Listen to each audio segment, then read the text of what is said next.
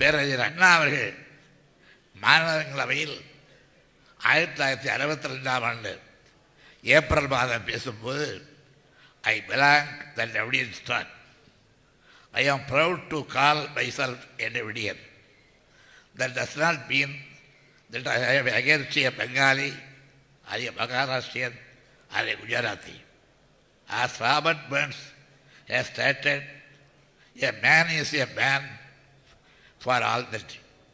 I say that I belong to the Dravidian stock, and it is only because I consider the Dravidians have got something concrete, something distinct, something different to offer to the nation at large.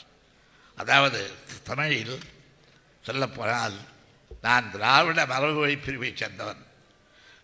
நான் திராவிடர் என்று சொல்லிக் கொள்வதில் பெருமை அடைகிறேன்.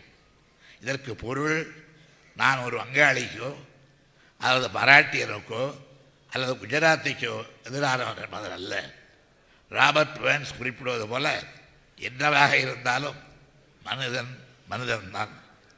திராவிடர்களிடம் திண்ணியமானதும் தனித்தன்மை பெற்றதும் வித்தியாசமானதுமான ஒன்று நாட்டுக்கு வழங்குவதற்கு இருக்கிறது என்பதுதான் திராவிடர் என்று சொல்லிக் கொள்வதற்கு ஒரே காரணம் என்று அண்ணா அவர்கள் டெல்லியிலே நாடாளுமன்ற மாநிலங்களவையிலே உறுப்பினராக பேசிய முதல் பேச்சு இதை குறிப்பிட்டார்.